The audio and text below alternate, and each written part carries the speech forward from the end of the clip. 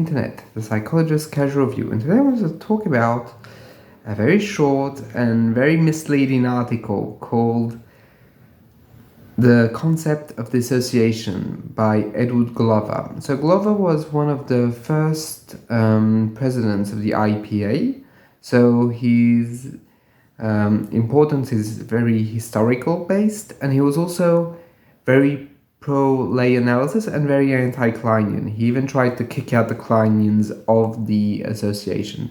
So I'm giving you a bit of a background to say that, like, even though he knew about those theories, he didn't really engage in them, or not in the article I've read.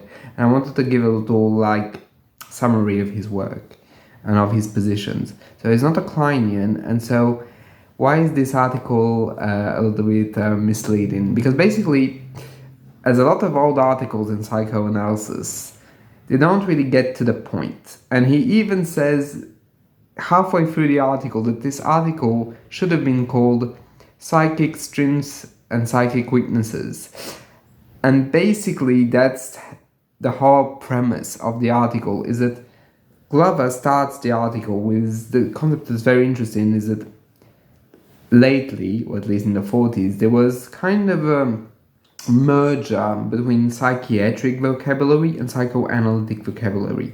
And basically Glover saw that as a bad sign, because as psychiatry were, and the concepts of psychiatry were gaining traction in psychoanalytic movements, the psychoanalytic theories were kind of becoming linked with the psychiatric ones.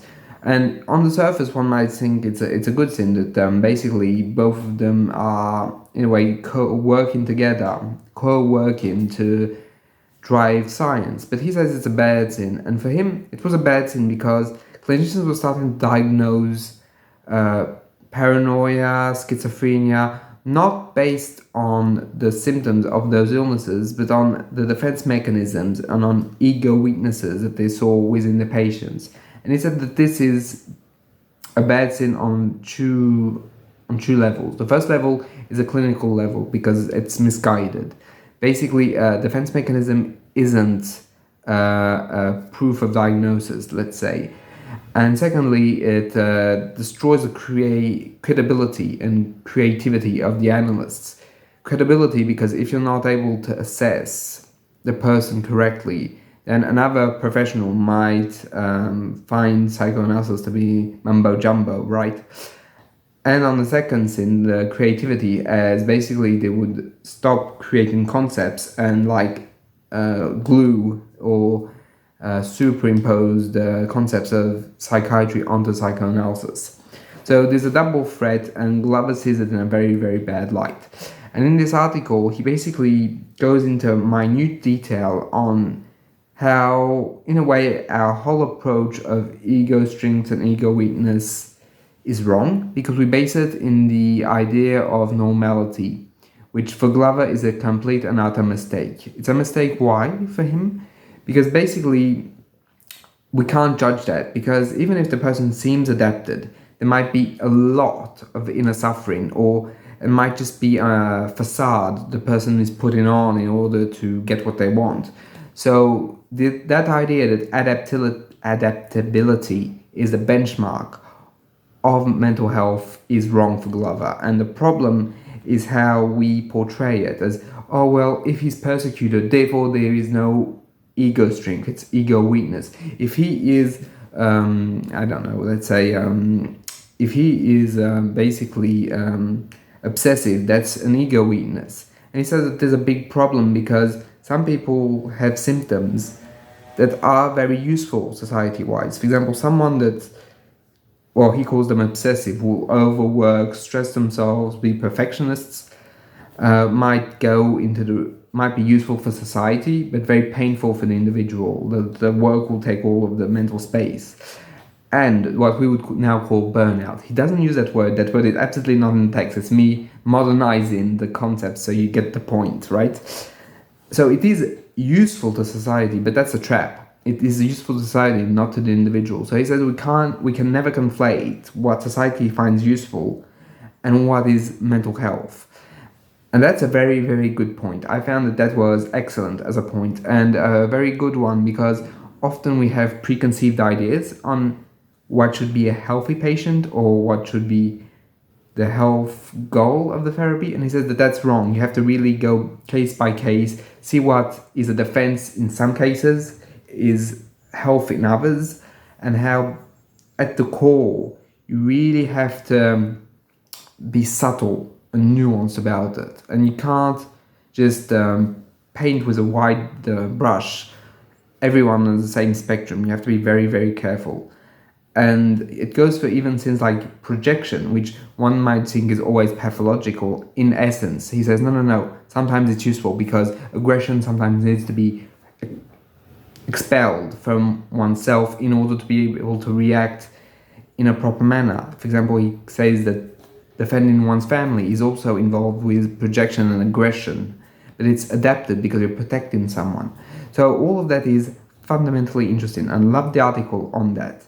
However, what I did not like is that it took like forever in the article to get to the interesting part of dissociation, because all that is very interesting, ego strengths and ego weaknesses, brilliant, but that is really, how can I say, misleading, and he even states it in the text itself. So kind of bizarre, but let's roll with it. Anyway, on the concept of dissociation, more precisely, for him, he at the very start, as I said, he basically tries to not touch the psychiatric vocabulary, but here, because dissociation is psychiatric in essence as a concept, he's trying to say that we should take dissociation and re-psychoanalyze the concept, meaning that it should belong to psychoanalysis more than to psychiatry, which is funny because it's a complete inversion. Like, before it was like, we have to guard our territory, and now it's like, yeah, let's go and invade psychiatry's territory. So, a bit of a contradiction there. Anyway, for him, dissociation is linked to the ego, right? But for Glover, he's going to postulate something very interesting. He's going to say that the ego, before a certain age, he says true, is fragmented, meaning that it's divided into many sub-egos.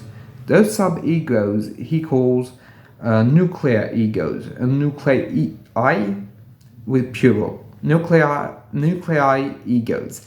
And those egos are all going to be representatives of certain experiences, both with the parents, of course, but also internally.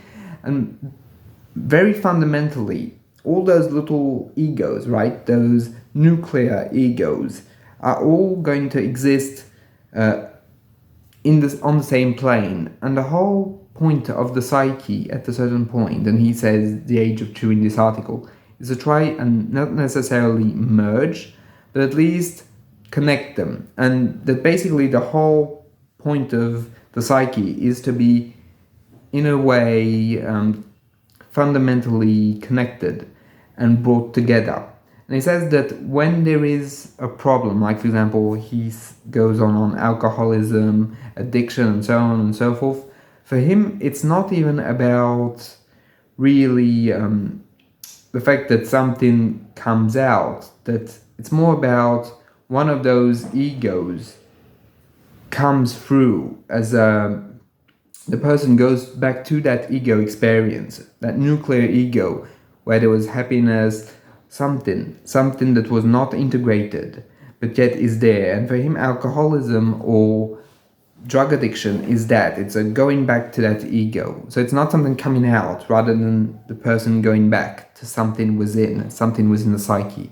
So it's a very interesting point of view, which is basically that human beings start completely fragmented. The whole of experience is completely morcellated, broken down, dismantled, and that the whole process of the mind is going to try and be to reintegrate everything. And even if he doesn't say to merge, because for him merging is like the best step you can have, it's going to be reintegration. He insists a lot on reintegration, and for him, what is important is that regression to the egos might seem negative on the surface, but it's not. It might be a second chance to integrate them. So he's very nuanced on what should be the case or shouldn't be the case. And he even ends the article on a kind of a funny note where he describes the perfect individual, adapted, able to work, creative, loving, a good partner, a good friend, a wonderful father, husband, and a great child to their parents. And he ends by saying someone like that would be completely monstrous. And this shows you how basically he doesn't fundamentally believe in this idea of perfection or perfect being that one could reach at any point or any moment.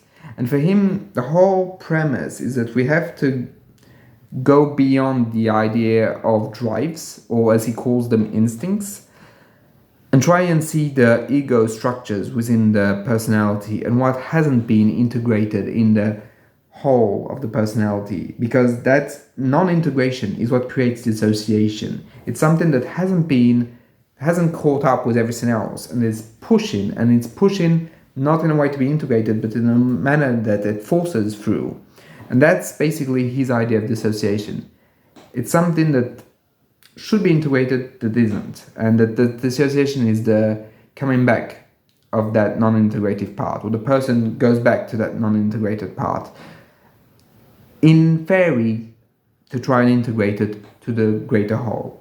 So that's basically Glover's take on dissociation. Very interesting, and especially on his idea of multiple nuclei, it's hard to say, egos. So that's fundamentally interesting, and I also liked how he presented the ego strengths and ego weaknesses as something very nuanced. It's not something that you should generalize. It's something you have to really get case by case, moment by moment, and even since it might be considered bad for the individual, might be in a way good as it reintegrates some sub-egos. Anyway, I hope you found this video interesting, and if you have any questions, anything you'd like to discuss, please feel free to talk about it in the comments, and I'll see you in the next one. Bye.